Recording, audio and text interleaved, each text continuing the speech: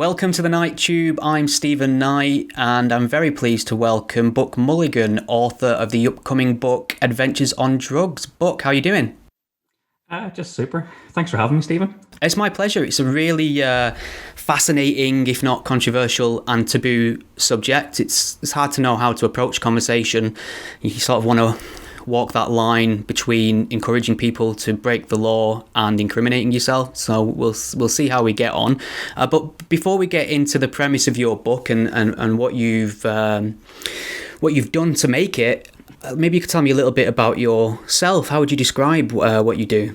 I'm fairly normal, average person. Have a fairly basic, normal job. I have never read a book before. The book was sort of like one of these things that's happened after a breakup when when you're tend to make bad decisions. I mean, the book's entitled Adventures on Drugs, and this is due for release at the start of the new year in January. And maybe you can just explain the premise to us. What is it? What is your focus of that book? Okay, so a little bit about me.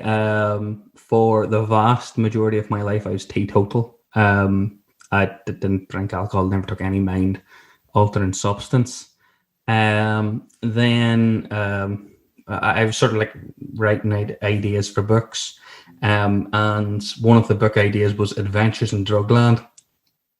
And that would be, you talk to cartels and you go to this place and you'd see, Amsterdam with legalized, decriminalized drugs there, and injection rooms, and you could talk about this and talk about that, and it sort of sat there. And then at just some point out of the ether, the idea Adventures on Drugs sort of came to me, and I went, I could take the drugs, I suppose. That'd be a little more interesting.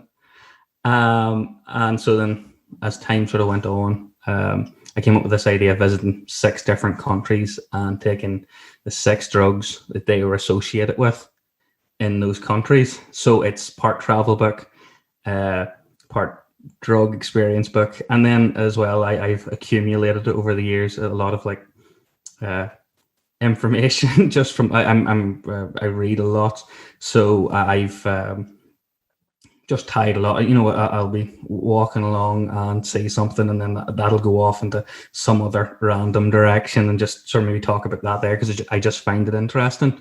But I think and it's also as well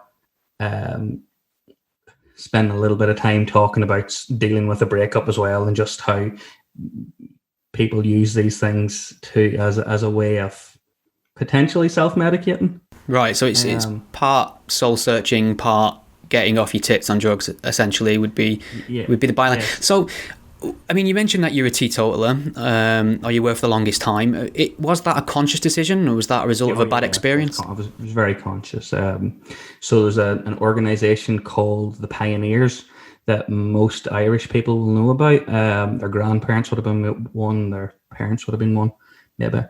And it's basically you take a pledge not to take alcohol.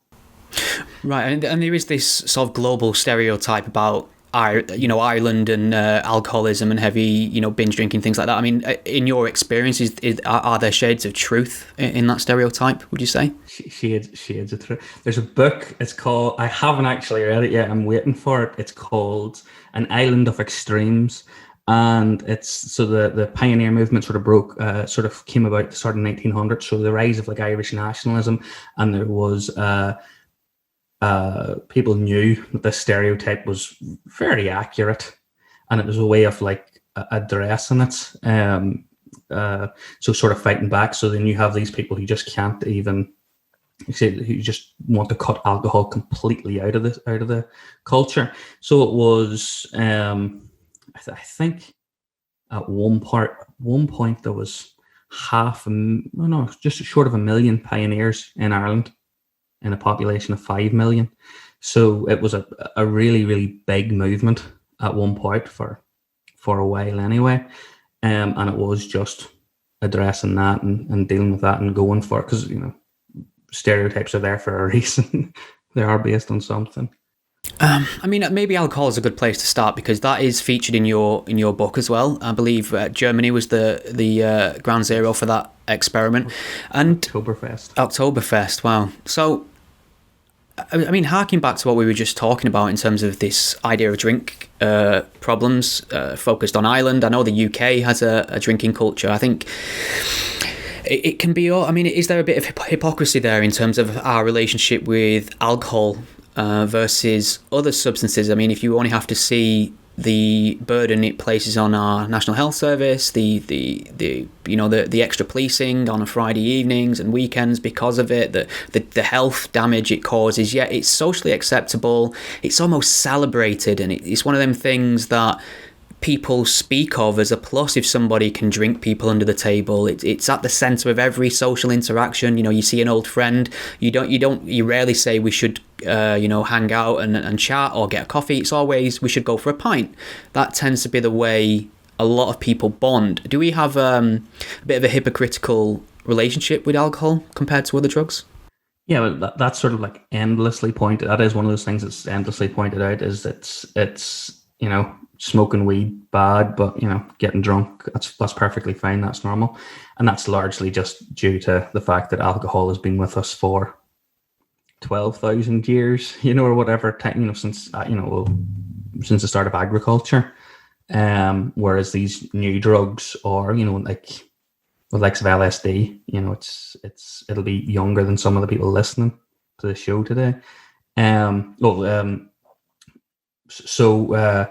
What you'll find is that new things, they're scary to people. They don't like the idea of them.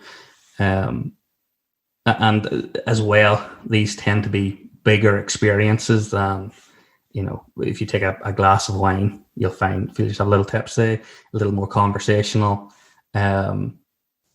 which again, nobody minds at all, because it's just a way for us to make ourselves a little more open to one another.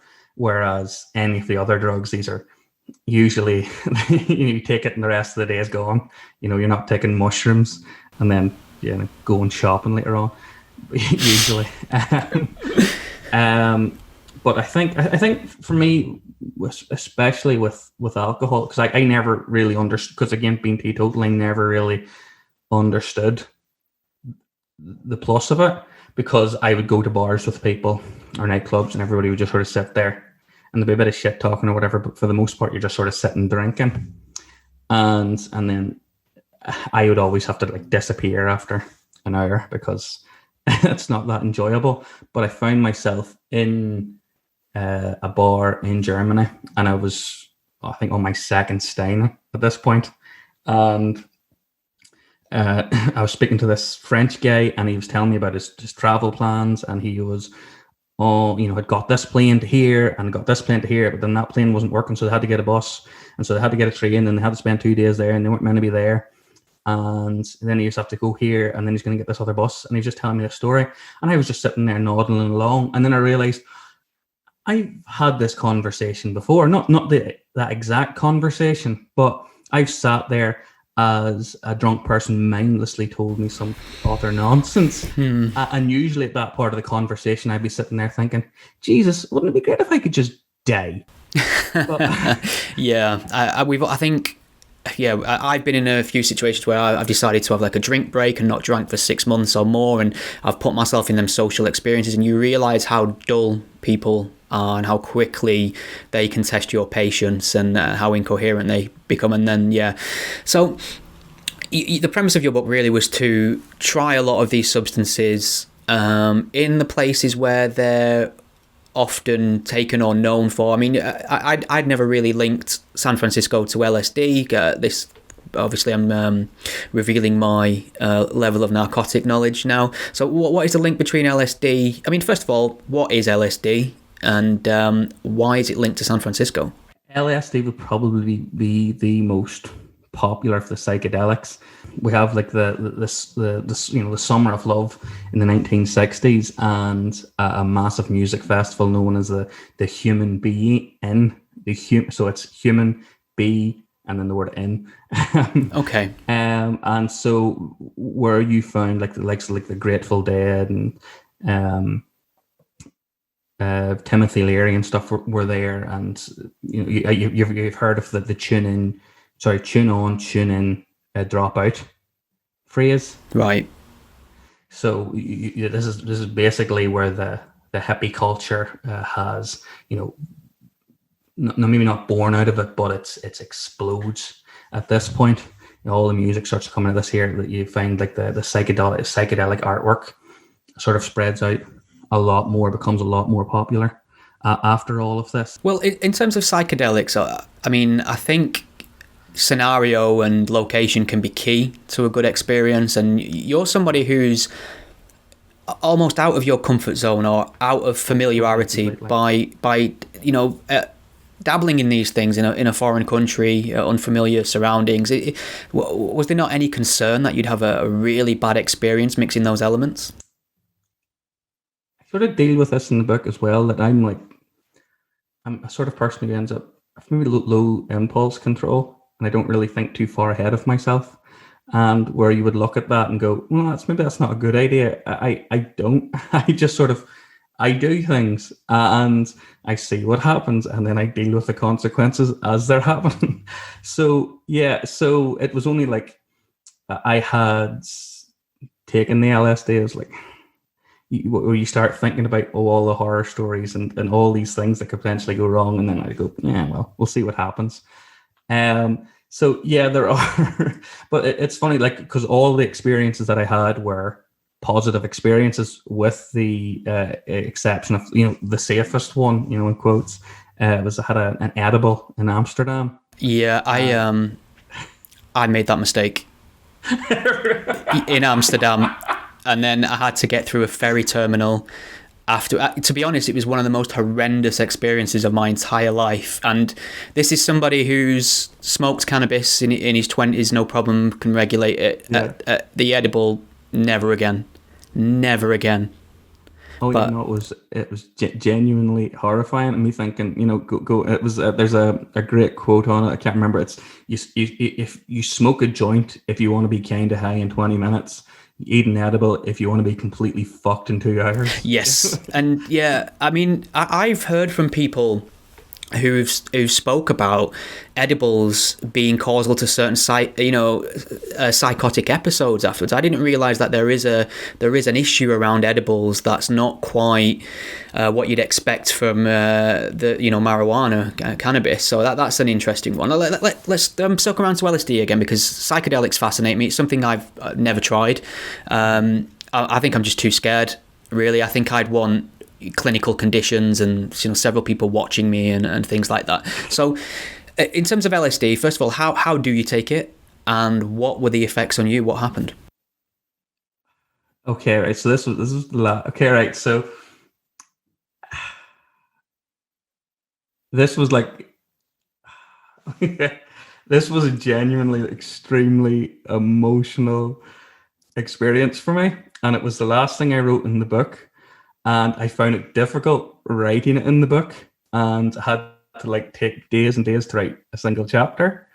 The book sort of started off and was a line about how everything's sort of connected. Okay, right, and it deals with, I listen to the godless spell checker podcast. I am an atheist. I am a materialist. I am all of this, but then there's this other part of me that thinks maybe there is something, maybe there is some sort of connection in everything. And the LSD experience, the girl who I was with, what she was going through, what I was going through, all of these things sort of coalesced into one another. That's, while on LSD, just seemed extremely extreme. And what it sort of allows you to do is disconnect yourself from yourself. Now, I had one similar experience. I was with some Hare Krishnas in Melbourne, and I was doing the meditation with them. So go Hare Hare, Rama Rama, Rama Rama, Hare Hare, doing all of that there. And I've done a section of that there. And I had, for a very short period of time, a genuinely feeling of out of bodiness, where I wasn't connected to myself and I wasn't connected to time, and I just tried to hold it, and then it went away. And I was talking to ones after it, and they're going, maybe that'll happen once to you in your life. It's very difficult to have these experiences, and this is, they tend to be aiming for these sorts of experiences. Now, I had that experience. Yeah, so by just putting something in my mouth. There's yeah, I mean, that's a common theme, isn't it, with drugs of that nature? This experience of feeling or seeing something bigger than yourself, or seeing how things are all connected, or out of body experiences. And for people who are either religious or not particularly skeptical, or might be spiritual in nature already, or looking for meaning, they can take that experience to be evidence of the supernatural, or evidence of an omnipotent power, however you want to phrase it. So you're someone who, as you say, are an atheist. I would assume that tallies with skepticism. Maybe not, I don't know, you'll have to let me know. But going in with that mindset, being skeptical, and then having this, I would say, profound experience that you had, did this make you doubt your atheism, your lack of belief in higher powers? How did you feel afterwards in that regard? Again, right, so this took place 5 years ago now, and so I've changed, and I'm a bit older, and my brain chemistry is different, and it's where I think as everybody is when they're younger, everything's very certain, everything's very clear cut. And then now, as I'm older, and I think as well, in part, that by nature we are religious animals, and I think maybe there is that God-shaped hole in us, and I think that probably there is a portion of me wants that hole filled with something. So I'm skeptical of any feelings that I might have on the topic, but I can. It's and I find myself now as well just listening to a lot of, if you're not aware of Terence Mckenna. No, I don't think so. Right, so anyone who listens to the Joe Rogan podcast is very aware of Terence Mckenna. So he is someone who went to San Francisco, seen this human being, got really excited about psychedelics, went to South America searching out ayahuasca, or searching out one of these shamans, but while in South America stumbled on psychedelic mushrooms and just absolutely fell in love with them. So these are like liberty cap mushrooms, so you'll find them near and on cow shit, basically. That's where he found his. You'll find them, if you're not too far from the countryside, you'll be fit to find them. Right. That's my weekend sorted then, isn't it? Yeah, your weekend sorted. Funny enough, they are, for reasons that no one can explain, they're Class A drug. Maybe, that might be a good point to pick up on, because we have a class system in the UK, and I don't know how comparable that is in the Republic of Ireland. And it seems to me that the drugs are in a hierarchy, and it seems to correlate with how much trouble you'll get in if you're found with a significant quantity, or you have intent to supply. I think that's how it works, from class A, B, C. So I think, something like marijuana used to be a class C drug in the UK. It then got bumped up to a class B when Gordon Brown was Prime Minister. I think his rationale for that was there are some new strains that are more potent, and because it's unregulated, we don't know how harmful it could be, which seems to me like he was making an argument for regulation even if he didn't know it. So how do you feel about the way drugs are classed in our society, in terms of not necessarily how much harm they'll do to you if you take them? I think a scientific advisor of the government once described ecstasy as being at the same level of danger as perhaps falling, riding a horse. That was the risk level. And I think he got in a lot of trouble for that. And whenever we see a hierarchy of harm caused by drugs, a lot of the time you'll find tobacco and alcohol at the top, and we both know they're legal. So where are you on the legalization of drugs? This is something I've come back and forward on over the years. I mean, in my younger years, I was a bleeding heart liberal, free for all, whatever you want kind of thing. And I'm not so sure anymore. So maybe you could talk about how you felt about this legality issue before your experience with drugs versus afterwards, if there actually was any change. Okay, so I'm fairly conservative growing up. I was just like, the drug dealers just need to be put in prison, and that would sort out, you're just not being harsh enough, and you just put them all in prison or whatever, and that would just sort out the problem.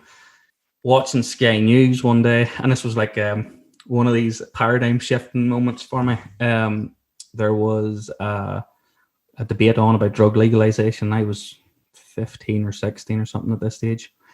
And there were people debating on it. And there was one woman, she was French, and she just basically laid out the arguments that we all know now. We currently can't control it. There needs to be a level of regulation. We're just funding gangs. There's no tax money being paid. And she laid out the argument over 2 minutes. And I'm like, just having my world torn apart here at the moment, because this isn't right.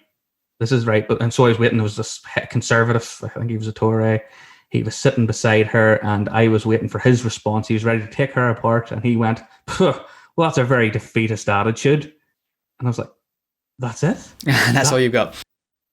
That's the argument. So again, this was like a changing moment where I sort of have to start questioning and starting looking into it, and they brought like some drugs as they do. They brought some anti-drugs people into the school one day, and these are two women, and I remember they must have been in their 50s, and they started like, and I'm like genuinely on their side, but I'm like asking questions here and I try to get this, try to sort this out, because this woman had said all these. So of course they have absolutely no answers for me whatsoever.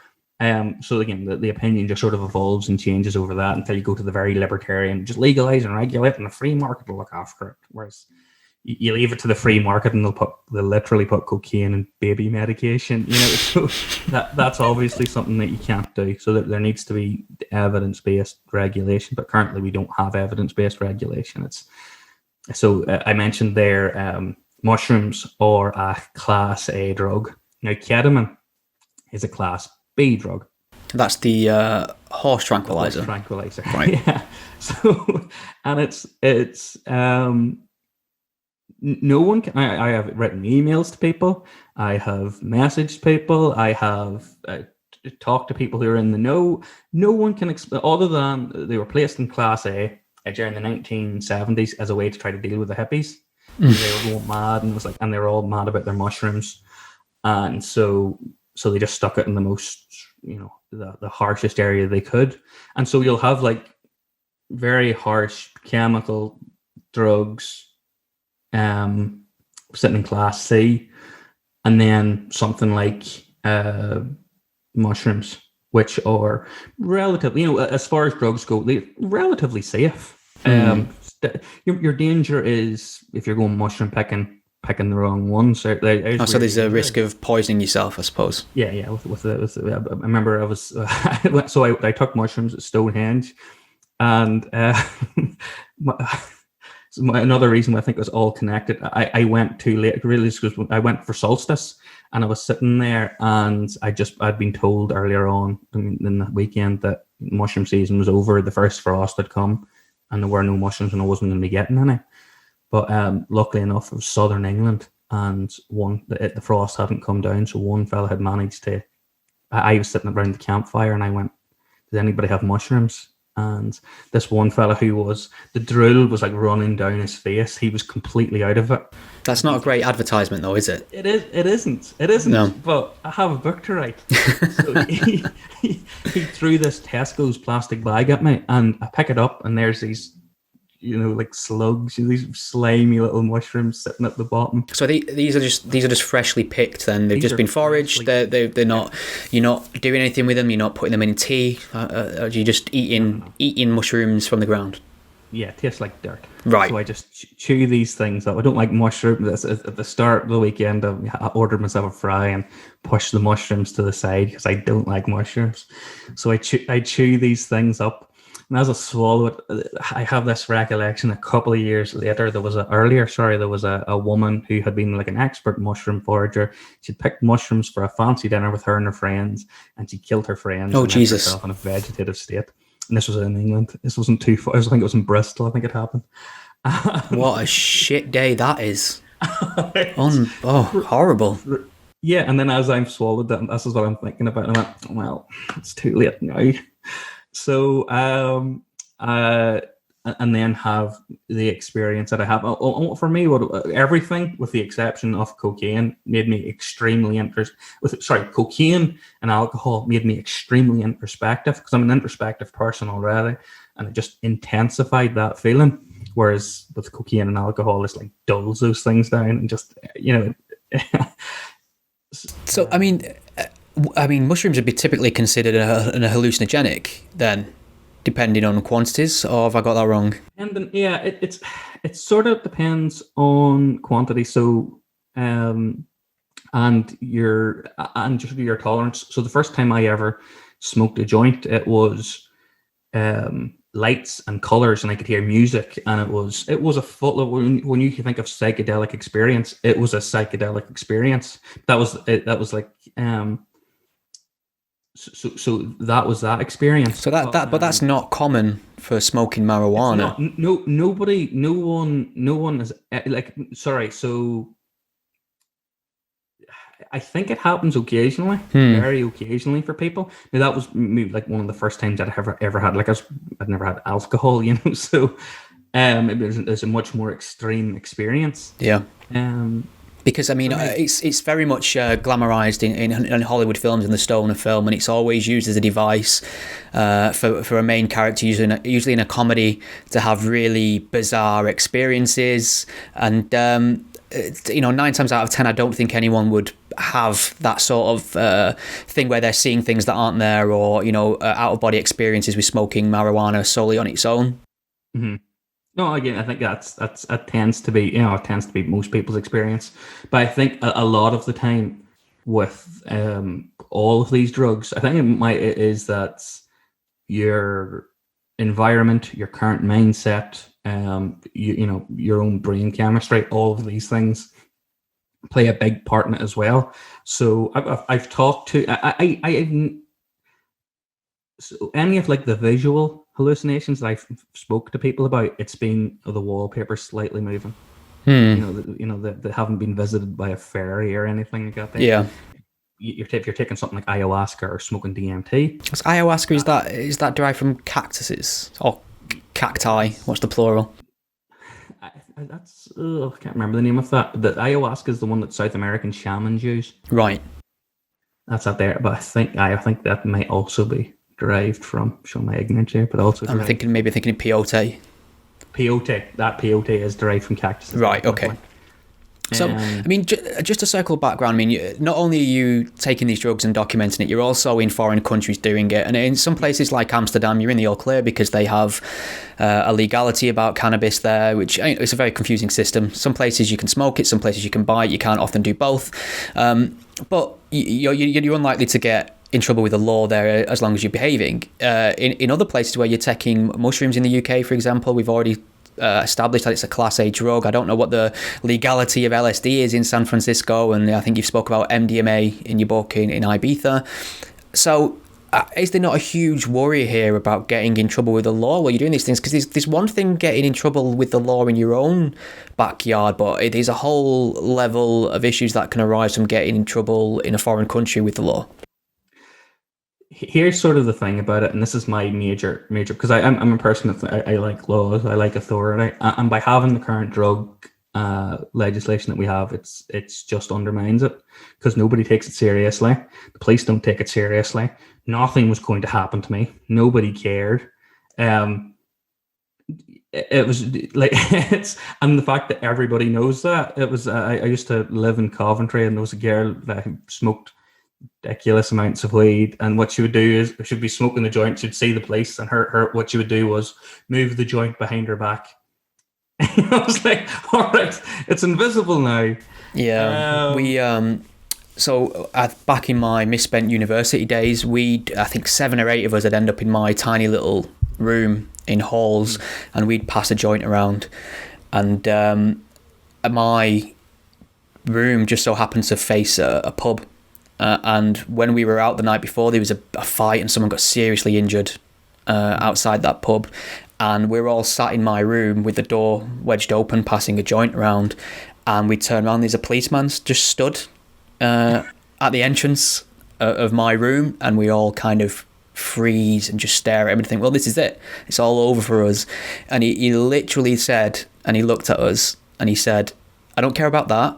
Pointed out the spliff. I just want to know if anyone saw a fight out the window the other night. We're looking for witnesses, and we were all like, no sir, not at all, not a thing. We were all out. He's like, okay, be careful, and left. And that was it, because it's more trouble for them to write up a group of 9 boys inside smoking a Class C substance than it's worth, I think, for the police. I think you're right about this double standard in terms of out of sight, out of mind kind of attitude from the authorities. So I come from I live rurally. I again, I'm fairly innocent to everything, but I just found out that there's people taking meth in the town that I live next to. And it's a small rural town, and it's like, oh, this is going on everywhere, and it's we're just ignoring it. And as long as it doesn't happen anywhere out in public, it's fine. Nobody cares. Nobody's going to deal with it. We're not going to address the problem. But the problem, and this is sort of my major issue, is so what we would refer to as paramilitaries and what everybody else would refer to as gangs. That over here, the major portion of their funding comes from selling drugs and drug trafficking. Mexico is sounds to be on the verge of collapse because of cartels. Like there's like people, honestly, I've read an article where they're talking about how the cartels could honestly take over the government. And it's like, and then there's people who want to there's people within the government looking to get cocaine legalized for this reason, so they can legalize and regulate, and they take that money away from these gangs. And I mean, like, Mexico's not growing it. This is just where they're trafficking it through. Do you think, I mean, are there good arguments then in terms of legalization and regulation? We're already seeing that in parts of America with marijuana, and it seems to be working well. I don't know how you feel about that issue. I mean, obviously it's an issue of system as well, how you'd implement it, how you'd regulate, but it's also an ethical argument as well. Some might say that if you make it commonplace, you normalize it, it is an almost endorsement. It's advocating using these substances that can lead to long-term effects, can lead to misadventure, can destroy lives. So where are you on the whole legalization debate? Well, the reality is, so like my parents used to talk about how, their next door neighbor, was the mother would wake up in the morning before they go out to work, and she would put out their porridge, and beside their porridge she would put a cigarette. Just had your cigarette.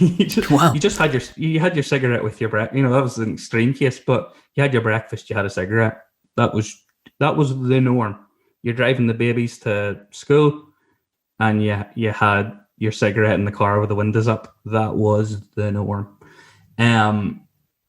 But through education, through regulation, through all of these things, cigarette smoking's going down. And tobacco, for all the damage that it does do, isn't destabilizing entire governments, isn't funding. It's not true, isn't funding, but it's predominantly it's getting taxed. It's and whatever criminal organizations are making money off tobacco, it does not compare to the money that's been made from cannabis or cocaine. So it's basically, there is no perfect system. That's just the reality. There is never ever going to be a perfect system, but a system is still better than turning your back to it, ignoring it, pretending that it's not happening, or because the reason governments haven't done it, because the people have always said, oh, the government don't want to regulate it because they can't tax it. It's always these sort of like silly sort of conspiratorial ideas, when reality is the government don't want to legalize and regulate it because they'll get blowback from, so they'll get blowback from people who don't want it regulated, and then they'll lose an election and they'll have to deal with issues. Yeah, there's nothing in it for them politically, is there? In terms of, I mean, governments don't tend to think long term in terms of what they campaign on. It's usually short-term popular goals rather than actual progressive change in that manner. So, I mean, I'm not somebody who takes drugs. It's not I've never really considered it a conscious decision. It's just not in my wheelhouse. I've had a eventful 20s like most people in my social class and level of education.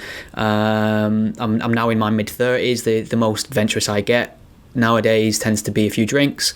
That's a lie. It's several more drinks than a few. So me really, I don't have a strong view either way. I'm a liberal at heart, so I don't think I'd have an issue with, say, marijuana being legalized, having a model similar to Amsterdam in terms of places you can buy and or smoke it or imbibe it in your chosen method. But then it gets a little bit hazy when you start looking at some of the other substances. So we've spoke about LSD. I think you talk about Mdma in your book, and they're things that can have adverse effects more so than, say, marijuana or cannabis. So are you somebody who, I don't think we've established whether or not you are somebody who is for legalization, regulation, and if so, what substances would you draw the line on? So when I wrote the book originally, it was very clear everything should be legalized, everything should be regulated, and everybody who disagrees is kind of dumb, and look at all the police are doing over here, look how dumb this is, blah blah blah. And I read back on it now. I sort of explained to you the book's been sitting finished, and before the podcast, the book's been sitting finished for a long time. But now reading back over it, and a lot of that's came out, and a lot of it's changed. Well, really, what I advocate for is evidence-based policy that experts should be listened to. So famously, I think we touched on it, David Nutt. That's the chap. Was the government's drug advisor. Was and they showed that ecstasy, taking an ecstasy tablet, was the level of danger that comes with that is similar to that of taking a ride on a horse, if not it's less. And regardless of who put the data together, put the charts together, this is what they found. And so the government's response was to tell David not to apologise, and then when he refused to apologise, to sack him. But so we'll take something like ecstasy. So at the start, when it sort of started pouring into England, at the start, it was boys who were overdosing on it because they were taking a pile of tablets, dancing around, dehydration. Yeah, it was a huge factor, wasn't it? But then, interestingly, I think this is the difference between men and women. The girls, so they start putting out that, and everybody know that you're dying of dehydration. You keep hydrated, you're going to take this. Girls, being more conscientious, would take a tablet and then drink too much water, wash the salts out of their body, and then accidentally die that their way. Oh wow! Yeah. So this is the reality of this is the problem. So if you had like a regular, people were educated, and again, this is coming from I don't drink, I don't do any drugs. This was largely all for research. But that's your story, and you're sticking to it, yeah. So again, I sort of appreciate that as well with this, that I'm not that's it's 100%. People look at me sort of as being full of shit because me talking about this, because it's not really affecting me, but it's people who are going to take 3 tabs of LSD and a pile of pills, and so yeah. They're taking a fistful of things. There's a lot to be said for education and sheltering people. You often hear the scenario, the cliche of the person who was shielded from everything, and then the moment they got to try it, they went overboard. And that. So I'm not quite sure what the drug legislation is in the UK in terms of telling you about the different types of drugs and what effects they have. I think it's more centered around just saying no. Yes, it's mainly the likes. Yes, it largely is. You have the likes of Talk to Frank. Is Talk to Frank? What's the? Is that Talk to Frank? I think that's the thing. Yeah. I think that was the main government's push for a long time, where it just goes on. You can get the general sort of information around each of these drugs, and they let you know what they do and the potential threats. It's funny because I think my generation, I'm talking about millennials here, are probably a bit more clued up than the older generations. I remember once my mother used to be a landlady for a pub, and she's got no comprehension or knowledge of drugs whatsoever, and she came up to me once and said, I found this little white pill on the floor. Can you tell me what this is?" And I picked it up and I went, "It's a smint." So that's where we are with some of the older generations in terms of recognizing. But I tend to find when I speak to people who are a little bit older, they have a strange fear of drugs, and it comes in the nicest possible way from a place of ignorance. And to me, I think knowledge is key. I mean, you mentioned ecstasy there, and the problem of dehydration or too much water, and I think it's not entirely somebody's fault not to know them pitfalls, is it? So, I mean, where's the line between, again, another difficult question which you might not have an answer for, but there's certainly a line here between valuable education that allows you to make informed decisions or even just outright avoid things knowing what they're capable of versus encouraging people down that path. Some people, I mean, it's the debate with sex education, is it? That a lot of people, conservatives especially, will see sex education as maybe pushing the idea of having sex on younger adults sooner than is necessary. So there's, I can't remember his name, but there's a guy who wrote Chasing the Scream, and he wrote a fantastic, and I came up with basically the exact same line, but then I read the book and he said it before me, so it's his line. But there's a very easy argument to make, which is drugs are bad, but the war on drugs is worse, so we should legislate and regulate. There's a much more difficult argument to make, which is maybe sometimes drugs are okay.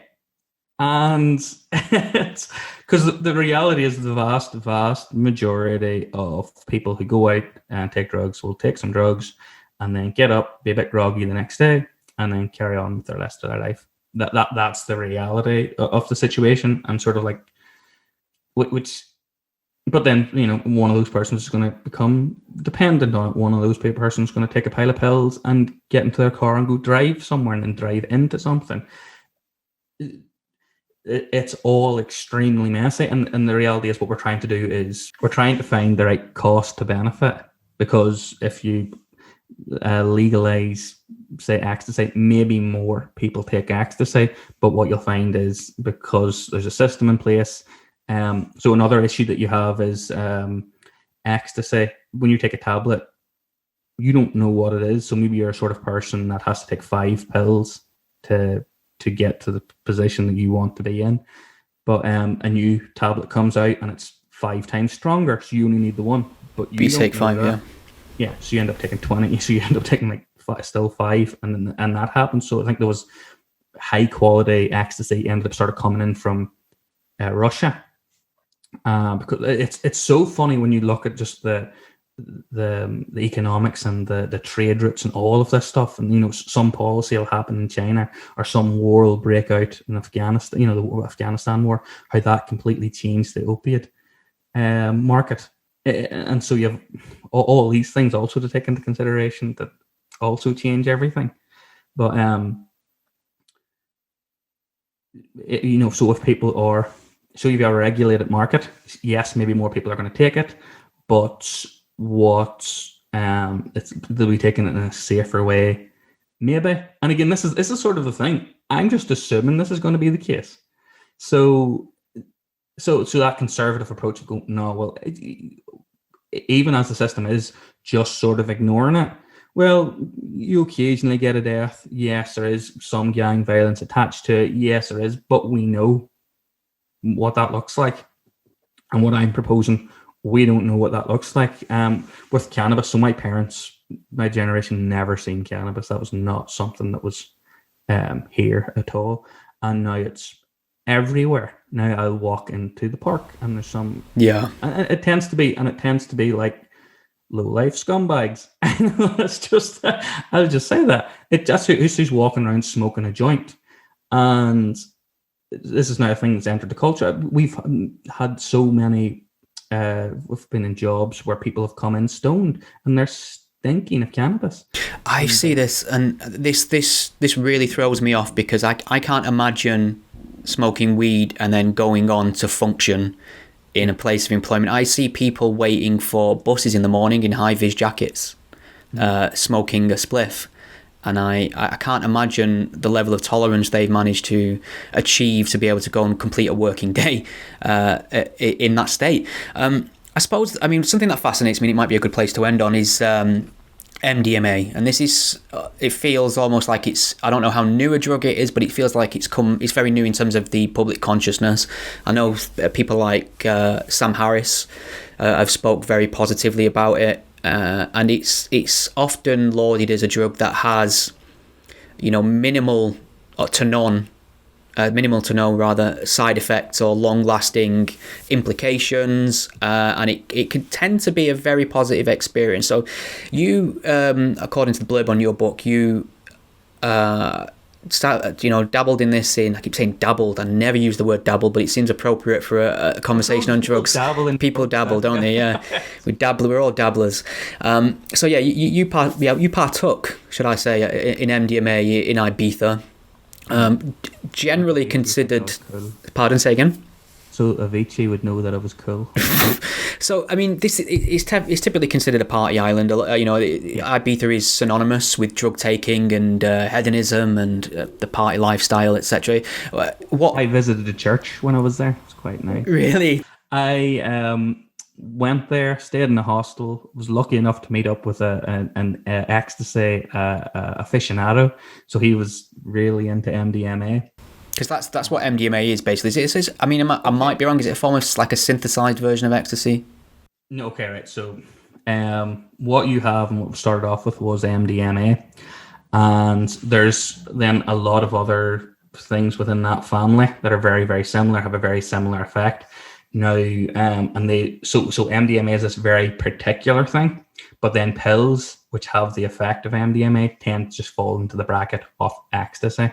So when they were first, when it was first sort of given out to therapists I think it was in around California and San Francisco, that region as well. I didn't check that again, but they nicknamed it Adam because of this feeling of innocence that it gives you. So Adam, the first man, being innocent, and so they would give it to people who were having marriage problems or post-traumatic stress or whatever. And I'm sure you, as everybody has things that you don't like talking about, or you're uncomfortable with, or you know, some bad experience that you had with someone or something or whatever, and it's there, and then maybe you'll talk about it. And you'll talk about it a little bit, but you'll stay away from it usually.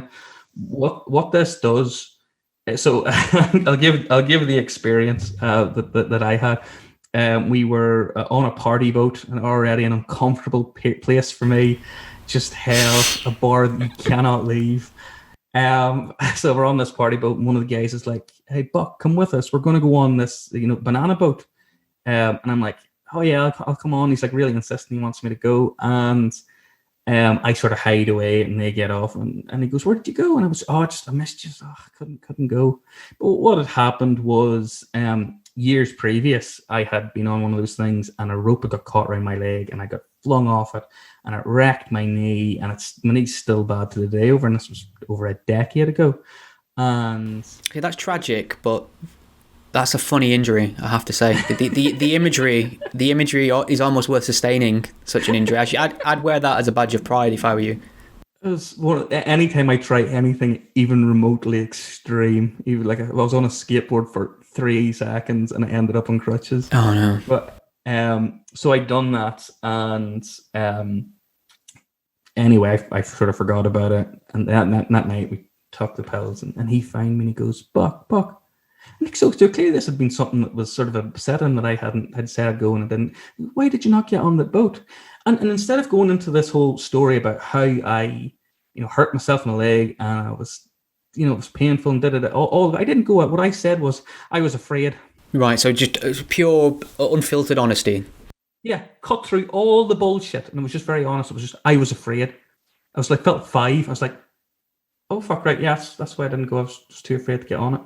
And it was like to a point where I wasn't being honest with myself about why I wasn't getting. I just left it fairly logical, straightforward. This is what happened. This is why I'm not getting on. But I was just too afraid to get back on it again. So you could see, so there was at least one writing where a therapist referred to it as like 5 years of therapy in a day, where they're having to like peel through all the bullshit and get through everything, and why is this and what's that there, and sort of build up trust and to sort of pick out with this person what the actual issue is. and then they will, unbeknownst to themselves, just blurt it out while on. I mean, this obviously there are. I mean, that's one of the awkward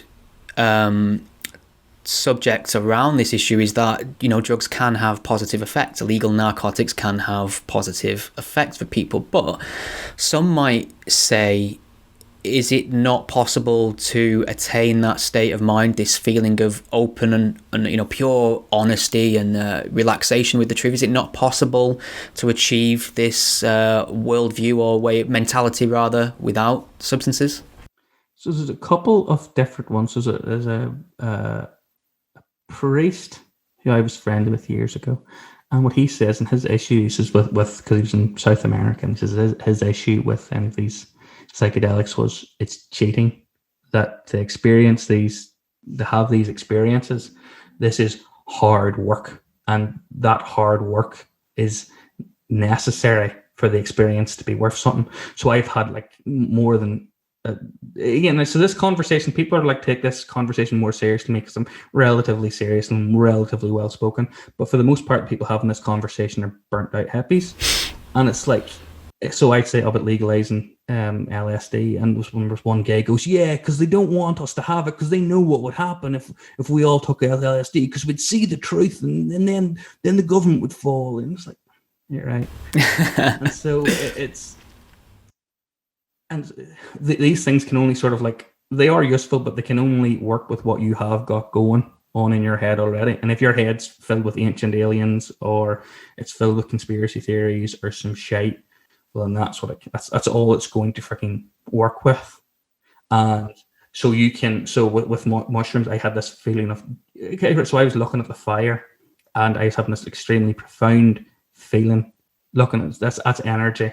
That's energy transforming into different forms of energy. That's, you know, something like the freaking molecular level is happening in front of me. How amazing is that? And how amazing that I'm sitting at Stonehenge, and there is, you know, people went back millennia, were sitting at campfires this time of year and just very, very connected. But it was all things that are actually real and connected to the universe, because that's the sort of person that I am. But if you think that Stonehenge was built by aliens and you're convinced by that, you could take those mushrooms and go, yeah, and then the alien, and there were plenty of people around me who thought the aliens built Stonehenge. Well, that's what your brain has to work with, and that's the experience that you're going to have. So these can be useful. You can have profound experiences with them. So it's like when I was speaking with the priest, you know, he was, you know, helping build houses, he was helping build wells, he was with these people all day, and we remember having during a fairly intense rosary, because a rosary is essentially it is meditation. It's the exact same thing that Hare Krishnas are doing. He had this very extreme out of body experience, and it was earned. He felt everything about that was earned. And he says people having these similar experiences, it's just something. And for him, that was life, and it affirming. It was confirmed everything he believed. He was, you know, because he wanted to go home, because he was so sick and he'd tired, and he'd got cholera, and he'd done all of the, you know, life had been extremely tough, but this had just reaffirmed everything for him, and he fought on, and he'd done what he was there to do. Whereas for the burnt out hippie, it's like, you know, oh, I'm a burnt out hippie, and this confirms that I'm right to be a burnt out hippie. You know, right? I'm just here and just it can be life affirming. Maybe your life doesn't need to be affirmed. Maybe you need to make some changes. But so it's you need to be very, very careful with all of it. And at the end of the day, everything ultimately comes back down to yourself, and your own mindset, and where your own head is and what you're doing. And these things aren't magical. And for the most part, most people are going to take a drug, have an enjoyable experience, and get on with their life. That is going to be it for the majority of everybody who does that. There'll be a small percentage of people who are going to have some bigger experience on it, a very small percentage of it. And again, I think as well for me, those experiences are special because they're the only time I done it, and I'll probably, with likes of LSD, probably never do it again. And so right. It's that one special experience, and it's not just always behind a fish and chip shop with some friends, and we took some LSD, and I saw a dog and I thought it was a goat. You know, I think the discussion's helpful. I think nothing bad can come of having open discussions such as these, whether or not you advocate for drugs, whether you advocate for legality, whether you think there is something to be gained on a spiritual level from taking certain substances or expanding your mind. So it's a fascinating conversation for sure, and I'm glad you're contributing to it in an interesting manner. So I mean, I think all that's left really is for you to tell people when your book is out and point them in the direction of where they can find you on the social medias. So the book's coming out on 26th of January. It'll be available on Amazon and in no good bookstores, unfortunately. But maybe someday. You can get me on, I can never remember, that Buck Yay. So that BUC and GUI. I'll put a note in the I'll put a link to it in the show notes so people can find you as well. On Twitter. And again, big fan, Stephen. Thank you for having me. Really, really appreciate this. Oh, it's been my pleasure. Thank you very much. This has been good fun. Yeah, wonderful. I mean, we did the entire thing sober, which is probably a disappointment for many. Well, I mean, I can only speak for myself. I'll do the next one, just off our faces and DMT or something. Yeah, Joe Rogan gets away with it. Joe Rogan gets away with it. All right. Elon Musk did not, though. Thanks, man. This has been great.